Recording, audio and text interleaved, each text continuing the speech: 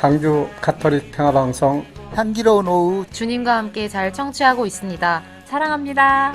최고입니다. 감사합니다. 앞으로도 늘 애청할게요. 여러분은 지금 향기로운 오후 주님과 함께를 함께하고 계십니다. 방송 잘 듣겠습니다. 응원합니다. 하나, 둘, 셋. 파이팅!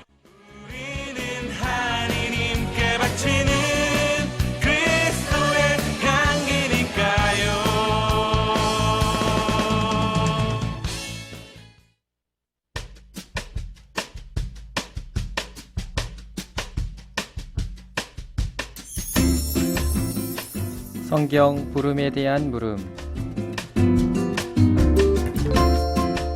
이 코너는 가톨릭 신자들이 신앙생활을 하며 느꼈던 성서적인 물음에 대해서 살펴보고 다시 한번 신자들에게 새로운 신앙적 물음을 던짐으로써 묵상해보는 시간입니다.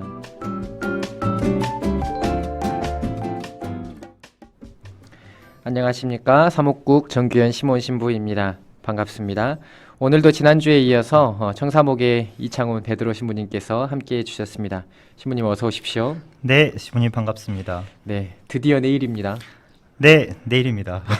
1년 중에 아마 올해 하셨던 행사 중엔 제일 큰 행사 같아요. 네, 인원으로 보면 가장 큰 행사고 그다음에 대상자로 봐도 가장 큰 행사인 것 같습니다. 네, 지금 몇 명 신청했다 그랬죠?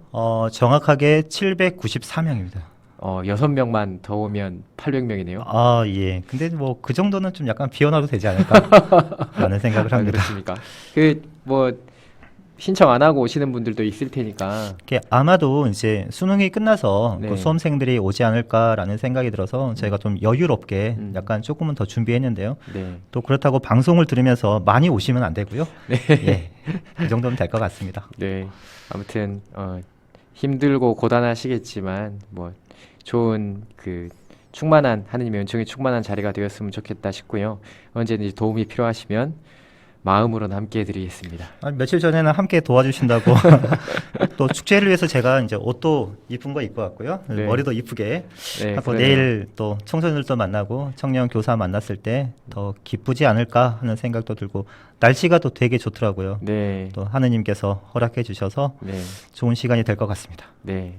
아무튼 네, 좋은 시간 됐으면 좋겠습니다. 근데 옷은 진짜 이뻐요. 네, 네, 정말로 이쁩니다. 네. 청소년 사목국은 청소년들하고 함께해서 청년들하고 이렇게 화사하게 아무튼 참 보기가 좋습니다. 네. 우리 지금 계시는 신부님들도 너무 뭐랄까 끈끈한 연대감이 느껴진달까요? 아, 그렇죠. 네, 그렇게 느껴져서 참 좋습니다. 네, 아무튼 오늘 성경에 대한 이야기로 이제 넘어가 볼까 하는데 오늘 이야기의 주제는 빛과 함께님께서 약 3주 전 정도에 해주신 물음 가운데에서 하나입니다. 뭐 예수님의 참가족의 비유가 무엇을 의미하는지 알지만 그래도 볼 때마다 걸림이 있는 것은 완전히 소화되지 못해서 그런 것 같습니다. 설명 부탁합니다. 라는 물음이죠. 그래서 이 참가족에 관련된 물음 이야기를 진행을 해볼까 하는데 참가족 딱 이야기를 듣자마자 제가 사실 하나 성경에 있는 설화가 생각이 났어요. 네. 근데 우리가 보통 제목으로 설화를 기억하진 않잖아요. 아, 그렇죠. 뭐 그래서 참가족 분명히 예수님의 그 누이와 어머니과의 관련된 이런 그 작은 설화일 거다라고 생각을 하고 성경을 찾았더니 진짜 거기에 참가족이라고 제목이 붙어 있더라고요. 신부님은 성경에 소제목이 달려 있는 게 좋다고 생각하셔요? 나쁘다고 생각하셔요? 이게 신학생 때는 성경을 공부할 때는 네. 제목이 있는 게 참 좋아요. 왜냐하면 그 단락단락을 보면서 뭐 답을 적을 수도 있고 뭐 숙제를 할 수도 있고 그런데 이제 신부가 되어서 이제 프라도 사지로 살아가면서 복음 연구를 하는데 그 소제목이 때로는 걸림돌이 될 때가 있더라고요. 예를 들어서 루카복음 15장의 내용 안에서 예전에는 돌아온 탕자라고 됐고 지금은 되찾은 아들의 비유라고 되어 있다 보니까 둘째 아들에 대한 이야기만 집중적으로 보게 되더라고요. 제목 때문에. 그런데 언젠가 아버지에 대한 것을 성경에 소제목으로 나온 게 있었어요. 네. 자비로운 아버지. 네. 근데 최근에 어디 본당에서 이제 뭐 대림 특강을 이야기를 해서 준비를 하다 보니까 저는 또 큰아들에 대한 관심이 더 갖게 되더라고요. 네. 이게 어쩌면 제목이 있다 보니까 네. 다른 부분을 보는 것보다 그 제목에 나와 있는 그 인물에 너무나 초점을 맞춰서 우리가 성경을 읽을 때도 있지 않을까 하는 네. 생각이 들어서 네. 일단은 처음에는 참 좋았지만 좀 더 지나다 보니까 그게 때로는 하나의 걸림돌이 될 때가 있는 것 같아요. 네, 저랑 생각이 같습니다. 아, 그래요? 네. 실제로 그렇습니다. 그러니까 성경이 우리가 파란색으로 달려있는 이 제목이 사실은 구분하는데 굉장히 좋고 아, 그렇죠. 설명하는데도 굉장히 좋고 이렇게 물음을 던져주실 때도 이렇게 간단하게 질문을 던질 수 있으니 굉장히 간편하기도 하고 좋기도 하고 이 내용이 어떤 중심으로 되었다라는 것을 설명하는데 굉장히 좋기도 하죠. 근데 이 제목이 우리의 눈을 가리는 경우들이 굉장히 많이 있죠. 신부님이 방금 전에 잃어버린 아들의 비유, 그러니까 돌아온 탕자라고 하는 그 비유를 가지고 이렇게 설명을 잘 해주셨지만 저 구약 성경에서 그런 경우를 많이 만나게 되거든요. 방송 안에서도 했었던 뭐 모세의 아들이 할례를 받다 이 대목도 사실 면밀히 그 대목을 보고 있으면 모세가 하느님의 일을 하기 위한 자격을 갖추다 이런 방식으로 해도 제목이 충분히 잘 어울릴 것 같다라는 생각도 하고요. 그러니까 우리가 제목에 갇혀버리는 현상을 빼놓고 나면 제목은 참 좋긴 한데 우리가 제목을 볼 때마다 주의를 기울여야 되는 것은 제목에 갇히는 현상을 가지면 안 된다라는 그런 말씀을 꼭 드리고 싶어요. 제목은 사실 정해진 게 아니거든요. 성경 원문을 보면 제목이 나와 있는 게 없어요. 예전에 장절에 대한 이야기를 한번 해드린 적이 있는 것처럼 제목에 대한 것도 성경 원문을 찾아보면 제목은 존재하지 않습니다. 그렇다고 해서 잘못 구분해 놓은 것이냐 그것도 아니에요. 이 히브리 사람들은 그 성경을 읽기 위해서 뭐 봉독하기 위해서 나름의 방식으로 문단을 구분해 놓습니다. 그 문단을 구분해 놓은 것 위에 제목을 붙여 놓은 거다. 우리가 번역하는 과정 가운데에서 이해하기 쉽게 알아듣기 쉽게 제목을 붙여 놓은 거다라고 이렇게 생각을 해 주시고 제목은 참 좋은 것이지만 신부님의 말씀처럼 제목에 갇혀서는 안 된다. 그 맞죠, 신부님? 네, 맞아요. 네, 꼭 그 기억하시고 제목을 보셨으면 좋겠다라는 말씀을 드립니다. 그러면 다시금 이제 물음으로 돌아와서 참 가족의 비유, 참 가족에 대해서 생각을 해보겠습니다. 참 가족이라는 것은 공간복음 3권에 전부 다 똑같이 나와 있어요. 3권 모두 다 실려 있는데 위치는 조금씩 다릅니다. 위치는 조금씩 다르지만 3권 모두에 실려 있고요. 루카복음에는 굉장히 짤막하게 축약되어져서 실려 있고 마테오와 마르코 복음은 굉장히 길게 싣고 있죠. 긴 이야기로 뭐 많이 길진 않지만 조금 상세하게 보도를 하고 있는 편입니다. 그래서 이 세 권의 그 말씀 가운데에서 어떤 걸로 이야기를 전개할까 고민을 하다가 맨 처음 쓰여졌다는 그 복음서인 마르코 복음으로 이야기를 함께 해보려고 해요. 신부님께서 해당 복음 한번 읽어주시겠습니까? 네. 그때 예수님의 어머니와 형제들이 왔다. 그들은 밖에 서서 사람을 보내어 예수님을 불렀다.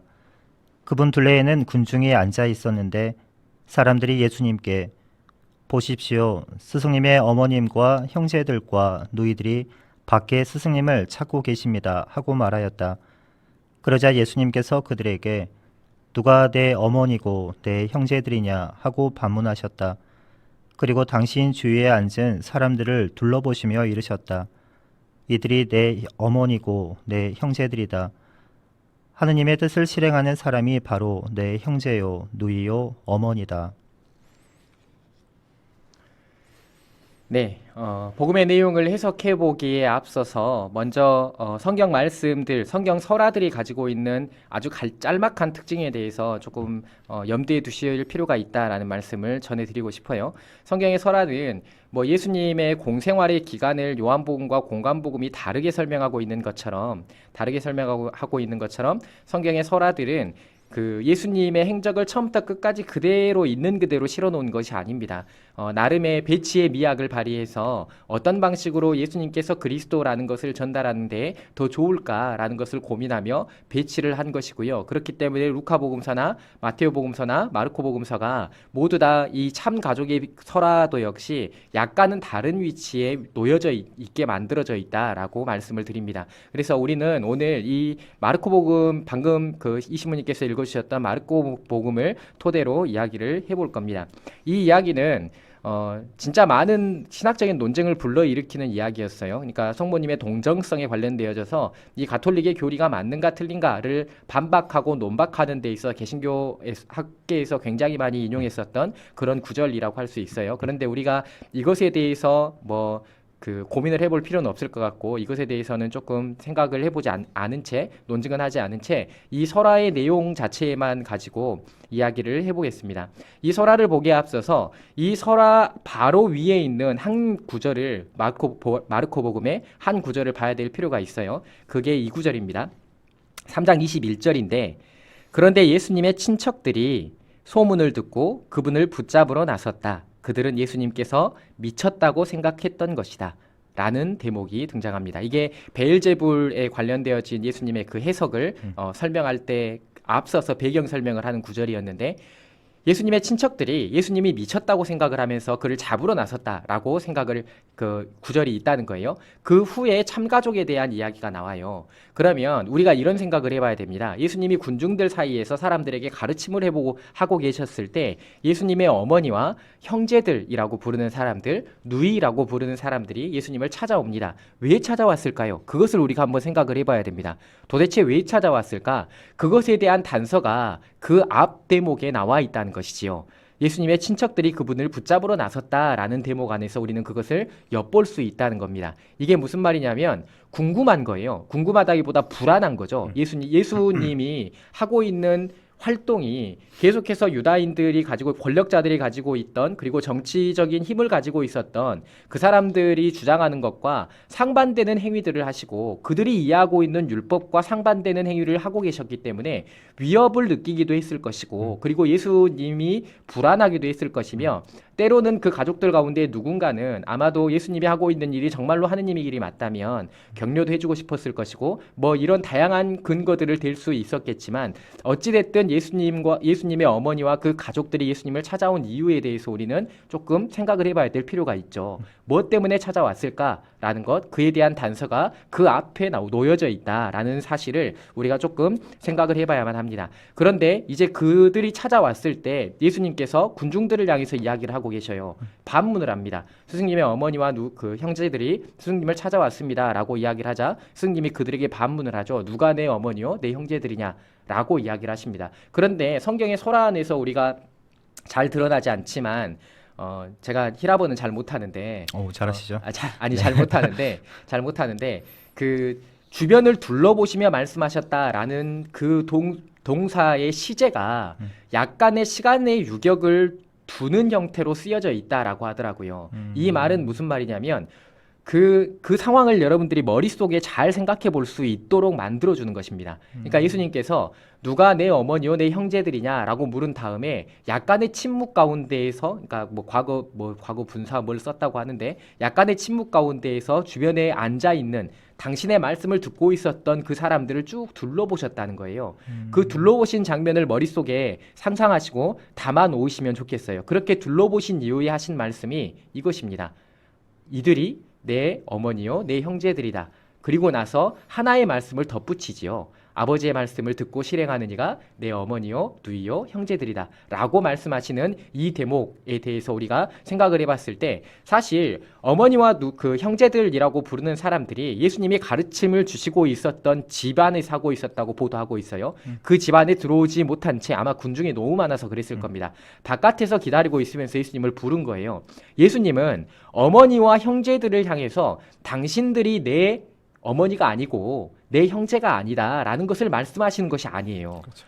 내 눈앞에 있는 군중들을 향해서 진짜 참 가족, 그러니까 예수님께서 형성하시는 새로운 가족에 대해서 이야기를 하고 있다는 것이지요. 그래서 우리가 가족의 개념에 대해서도 새롭게 생각을 해봐야 되는 그런 놀라운 관점을 예수님께서 새롭게 제시를 하고 있는 것입니다. 물론 그 어머니와 형제들이라고 지칭하고 있는 그분들이 아마 알았을 거예요. 들었겠죠. 예수님께서 그들을 향해서 이야기를 내 어머니고 내 형제들이 아니다라고 이야기를 하는 것이 아닐지라도 예수님께서 어떤 표현을 하셨는지에 대해서 분명히 바깥에서 어떤 방식으로든 전달을 받았겠죠. 전달을 받았겠지만 예수님의 의도가 굉장히 중요하다는 것입니다. 예수님의 의도는 바깥에 서 있는 어머니와 그 형제들, 그 누이들, 그 친척이라고 부르는 그들에게 당신들이 아니다, 당신들은 내 가족이 아니다 라는 것을 말하고자 하는 의도를 가진 것이 아니라 오로지 하느님의 말씀을 듣고 실행하는 새로운 공동체,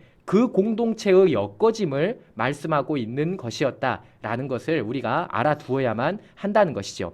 예수님은 그 하느님 나라 공동체를 세우는 것이 당신의 공생활의 최고의 목적이었고 그 하느님 나라 공동체를 만들어가는 데 있어서 가장 필요한 것이 무엇인가라고 이야기를 했을 때 그 하느님의 말씀으로 엮어진 공동체 그리고 그 공동체를 가족이라고 지금 새롭게 해석을 하고 있다라는 말씀을 드리고 싶습니다. 신님 이 대목들 보면 신자들에게 해주고 싶은 말씀 있으십니까? 이게 저도 이제 처음에 우리가 가끔 성경을 읽다 보면 자기 반성을 할 때가 있어요. 아, 이 글이 내가 지금 뭔가 잘못하기 때문에 이 글을 내가 읽었나 보다. 아니면 오늘 복음이 그런 내용인갑다라고 생각을 하는데 방금 시무님께서 이야기하셨던 것처럼 저는 이제 이 대목을 처음에 딱 들었을 때 신학교 때 네. 축제 때 저희 학년이 그때가 몇 년인지 기억이 안 나는데 강론을 했어요. 축제 네. 강론을 이 복음을 가지고 있었거든요. 네. 신학교에 입학을 하면 그런 이야기 듣잖아요. 너희는 뭐 부모님을 버리고 신부가 되려고 하느냐 막 그런 이야기 많이 듣잖아요. 네, 가끔씩. 그렇죠, 네, 그렇죠. 네. 근데 신학교에 입학해서 크게 느꼈던 건 새로운 가족이 생겼다는 거였거든요. 이 동기의 부모님이 나의 부모님이 되는 거고 이 동기가 내 형제가 된다라는 것을 그때 느끼면서 저희가 준비했던 게 하느님의 뜻을 아버지, 즉 하느님을 아버지라고 부르고 그분의 뜻을 실행하며 살아가는 우리가 하나의 가족이다라는 것을 가지고 저희가 축제 때 강론을 했던 기억이 계속 머릿속에 남더라고요. 네. 그래서 신자들에게도 그런 이야기를 해요. 지금은 우리가 같은 혈육은 아니지만 세례성사를 통해서 하느님을 아버지라고 부르고 그분의 뜻을 실행하려고 노력하고 있기 때문에 네. 우리는 이 복음 안에서의 가족의 의미로서 네. 함께 살아가면 좋겠다라는 이야기를 합니다. 네, 너무 좋은 그 비유네요. 아, 너무 그런가요? 적절한 비유고. 네. 네. 그러니까 결국은 그런 거죠. 우리가 뭐 지금의 젊은 세대들은 어떤지는 모르겠지만 우리가 어릴 때는 친구의 아빠도 내 아빠고 네. 친구의 엄마도 내 엄마고 친구의 형이 내 형이 되고 막 그렇잖아요. 네. 그런 가족의 개념에 대한 확장인 거죠. 사실 그게. 그렇죠. 우리가 사실은 작년에도 뭐 사목국 안에서도 가족 개념에 대해서 많이 고민을 하고는 하는데 가족 공동체라는 것의 개념에 대해서 우리 교회 공동체가 가족 공동체다라는 것을 우리가 가르치기 위해서 굉장히 많이 노력을 하기도 하죠. 실제로 교회 공동체가 뭐 혈연으로 묶여 있진 않지만 같은 신앙, 그러니까 이스라엘 백성들도 역시 마찬가지였고요. 야훼 신앙 공동체로 묶여 있는 그들이 한 민족이 될 수 있었던 이 근거를 아브라함에게서 찾는 것은 하나의 가족 공동체로서 그들을 엮고 있는 것입니다. 근데 그들이 사실 가족이라고 부를 수 있을 만한 관계는 아니죠. 그럼에도 불구하고 야훼 신앙 공동체로 엮여져 있기 때문에 그 하느님의 율법을 함께 믿고 함께 숭배하고 함께 살아가고자 하기 때문에 그들이 하나의 가족 공동체가 되는 것이죠. 교회 공동체도 역시 마찬가지이고요. 예수님의 의도가 바로 그거죠. 그러니까 그 시모님께서 말씀하신 그 비유 말씀하고 명확하게 일치하는 그런 지점이라고 볼 수가 있는 거죠. 그러니까 가족이라고 이야기를 했을 때, 그러니까 예수님의 의도가 이 지금 눈앞에 앉아 있는 이들에게 내가 내 문 앞에 찾아온 이들까지도 모두 다 하나의 가족임을 알려주고자 하는 그런 의도를 담아놓고 있는 것입니다. 근데 우리가 표현 방식 안에서 걸려 넘어지고는 해요. 우리가 뭐 예수님께서 누가 내 어머니요 내 형제들이냐라고 묻는 이 말씀에 걸려 넘어져서 이 표현 방식에 걸려 넘어져서 진짜 예수님께서 밖에 오신 분들을 거부했구나 혹은 그분들을 가족이라고 평가하지 않는 것인가 이런 질문들을 하고는 한다는 것이죠. 근데 그런 게 아니라는 거죠. 이렇게 표현에 걸려 넘어지는 경우가 복음서 안에 종종 우리가 등장을 합니다. 그러니까 나는 뭐 칼을 주러 왔다, 나는 분열을 주러 왔다, 나는 평화를 주러 왔다고 생각하지 마라. 막 이렇게 말씀 뭐 아버지와 어머니가 갈라서고 뭐 부모와 자식이 갈라서며 뭐 시어머니와 뭐 며느리가 갈라서고 이런 갈등의 말씀들을 던지고 있는 이런 표현 방식들에 걸려 넘어지고는 하는데. 이 과격한 표현 방식들이 사실은 그 공동체를 엮기 위한 목적이 있다는 것이죠. 예전에 제가 이런 그 한 신부님의 고백을 들은 적이 있어요. 이 신부님이 제가 이제 정말 존경하는 신부님인데 그 신부님이 뭐 그 저랑 대화를 나누던 가운데 가족 이야기를 잠깐 하시더라고요. 가족 이야기를 잠깐 하시면서 가족 중에 누가 결혼을 하려고 하는데 어머니가 반대를 한다. 어머니가 반대를 하는데 어머니가 반대를 하는 이유가 자기가 납득할 수가 없다라는 거예요. 집안 문제 때문에 집안 조건 문제 때문에 반대를 한다. 그렇기 때문에 나는 내가 생각하고 있는 신앙인의 가치하고는 걸맞지 않기 때문에 뭐 부모님과 다툼을 좀 벌이려고 계획 중이다. 계획이라기보다 다툼을 벌여서라도 이 문제를 어떻게 바로잡아 봐야 되겠다라고 이야기를 하시더라고요. 그러면서 하시는 말씀이 그때 이런 고민을 하시면서 내가 칼을 주러 왔다는 예수님의 말씀을 이제야 이해를 하겠다고 그렇게 이야기를 하더라고요. 그러니까 아버지의 가치를 지키기 위해서 아버지의 뜻을 따르기 위해서 형성되어져야만 하는 우리의 선택들, 우리의 가치들, 그것들을 예수님의 삶이나 가르침 속에는 굉장히 많이 만날 수가 있고 이 말씀도 역시 비슷한 맥락 안에서 이해를 해볼 수가 있다는 것이지요. 그들을 내 가족이 아니다라고 이야기를 하는 것이 아니라 아버지의 뜻을 따르고 실행하느니 그 모든 참 가족 안으로 포함시키고자 하는 예수님의 의도와 예수님의 뜻과 마음이 그 안에 담겨져 있다라는 말씀을 우리가 이해를 해둬야만 하는 것이죠. 그러니까 예수님의 말씀 가운데에서 그 말씀에 걸려 넘어지지 않기 위해서 굉장히 우리에게 필요한 것은 그 말씀이 의도하고 있는 바가 뭘까라는 것을 깊이 있게 고민하고 묵상하는 것입니다. 근데 이게 사실 체험이 수반되었을 때 쉽게 이해할 수도 있고 체험이 수반되었을 때 쉽게 알아볼 수도 있지만 그게 아닐 때는 쉽게 알아보는 게 굉장히 어렵기도 해요, 실제로. 우리 신부님 같은 경우도 그 가족에 대해서 그 신학교 들어가셔서 그렇죠. 새로운 이해 방식이 생기는 것처럼 우리가 이 참가족에 대한 이야기를 이해하기 위해서 내가 속해 있는 공동체에 대한 고민들을 좀 해보셨으면 좋겠다라는 말씀을 던져드리고 싶어요. 내가 지금 뭐 교회 공동체 안에 있을 수도 있고 뭐 직장 공동체 안에 있을 수도 있고 그리고 뭐 다른 새로운 뭐 동아리나 어떤 뭐 친구들 가운데 공동체에 있을 수도 있는데 그 공동체에 속해 있는 사람들을 내가 진짜 가족이라고 생각하고 있다면 그것이 예수님의 말씀의 하나의 한 단락 한 편으로 우리가 이해할 수 있는 그 하나의 그 체험 그런 걸로 바라볼 수 있겠다라는 말씀도 함께 드리고 싶습니다. 어쨌든 중요한 것은 이것입니다.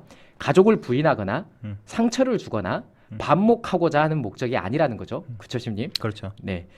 더 커다란 공동체 안에 가족을 형성하길 바라는 것이 예수님의 뜻이라는 것입니다. 진짜 공동체, 진짜 가족 공동체가 무엇이냐라는 것을 다시 되묻고 있는 것이고 그렇기 때문에 우리가 모든 교회 공동체 안 속한 사람들을 하나의 가족으로 이해하고 그들을 위해서 우리가 내어놓을 수 있는 것을 내어놓고 그리고 희생할 수 있는 것을 희생하라라고 가르치는 것이 우리 지금 교회 공동체가 되고 있는 것이다라는 생각을 해볼 수가 있을 것입니다. 찾아온 가족들에게 진정으로 예수님께서 하고자 하셨던 그 말씀들을 전달하고 걱정과 만류 등의 감정 앞에서 그게 하느님의 뜻이라면 그 가족들이 받아들여야만 한다라는 말씀을 가치론적으로 해석하면서 새로운 공동체를 엮어가고 있는 것이다라는 말씀을 드리고 싶습니다. 네, 오늘 복음 말씀은 이 정도로 해석할 수 있을 것 같고요. 우리가 다음 주에는 그 빛과 함께님께서 말씀하셨었던 그 뭐죠? 슬기로운 네, 슬기로운 자녀 그 비유를 가지고 이야기를 할 건데 끝으로 신자들에게 하고 싶은 말씀 있으십니까? 복음에 대해서? 그 이제 오늘 했던 이야기 안에서 제가 프라도 양성을 받을 때 한 시모님께서 저에게 이런 질문을 던지셨어요. 형제적 사랑에 대한 이야기를 하시면서 상훈아 너는 그 형제에 대해서 책임을 져줄 수 있니? 라고 물어보더라고요. 저에게는 정말 도전적인 질문이었거든요. 저 형제가 잘못했는데 내가 왜 책임을 져야 하지? 라고 생각을 하다가 그것을 계속 성찰하고 공부를 하다 보니까 사랑이라는 게 그런 거구나. 내가 가족이라고 생각을 한다면 그 형제의 잘못에 대해서도 내가 책임을 져줄 수 있어야 되는구나 라는 것을 그때 한번 느꼈던 것 같아요.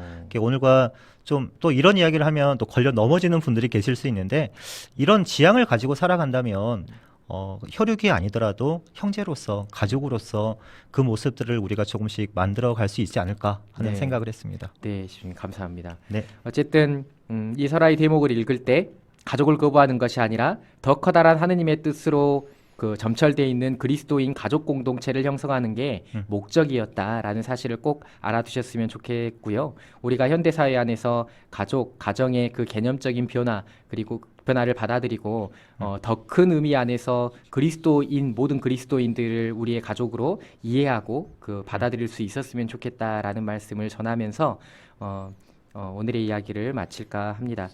이렇게 우리가 모든 사람들을 가족으로 받아들였을 때 진짜 성령님의 활동하심을 느낄 수 있을 거다라는 말씀을 드립니다.